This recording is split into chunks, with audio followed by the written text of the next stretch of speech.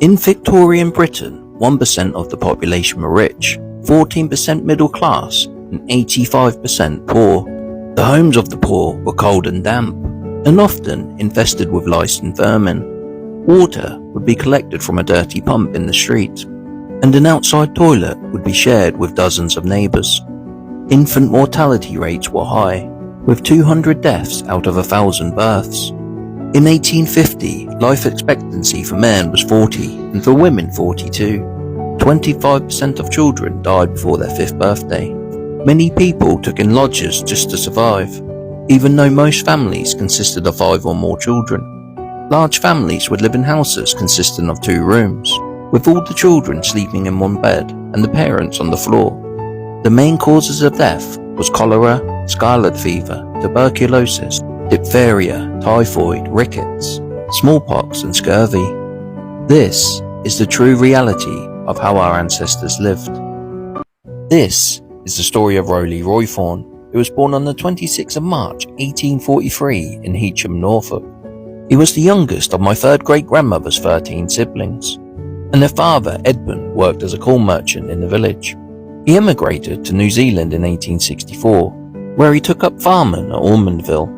He married Annie Etheridge in 1875, and together they had 13 children. A tragic turn of events happened in 1899, as the second eldest son, William George, unalived himself, aged only 19. The newspaper published a letter left to his parents. It said, "Dear Mother and Father, by the time you read these few lines, I hope I should be out of troubles and trials of the world. It is all through being out of work that is making me do it.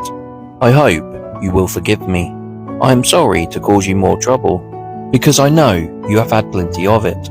But if I continued the way I'm going now, I'd go clean crunk. Dear Mother, do not drop any tears, not a single one, but just say he is better off where he is. I enjoyed myself wonderfully at sports yesterday, and last night spent a pleasant half hour with a few friends, and bade them all goodbye.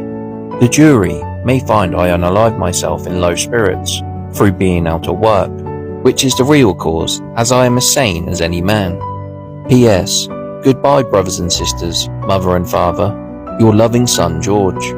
The coroner's jury found that he did this while in a melancholy state of mind. Annie passed away in 1907, and after his retirement in 1915, he went to live with his daughter, Mrs. E.A. Gallagher, at Taronga. Rowley died in 1937, reaching the incredible age of 94.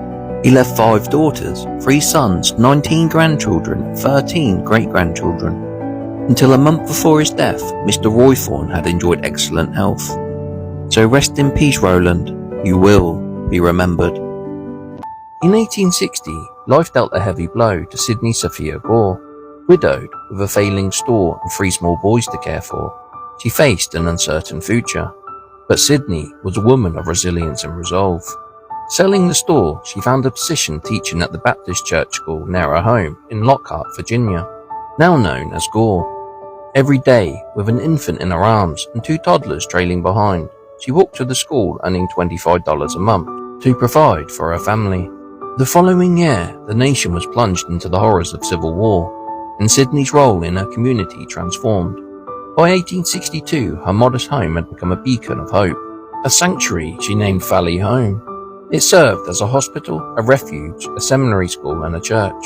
Her doors were open to all, Union and Confederate soldiers alike, as she nursed the wounded with compassion and tireless dedication.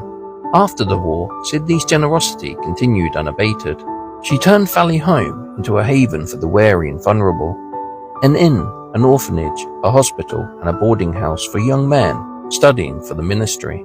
She accepted work in lieu of payment, embodying kindness and practicality in equal measure. A devout Baptist, she helped found the Hebron Baptist Church and served as a postmaster in Back Creek for an astonishing 27 years. Her remarkable influence was so profound that in 1890 the town was renamed Gore in her honor. Sydney passed away on June 28, 1906, leaving a legacy of compassion and fortitude. She rests in the Gore family plot at Mount Hebron Cemetery in Winchester. Her epitaph is a fitting tribute to her life. It says, "She lived in a house by the side of the road, where throngs of men passed by. She lessened each care, she lightened each load, and heard once pitiful cry. So rest in peace, Sydney, you will be remembered.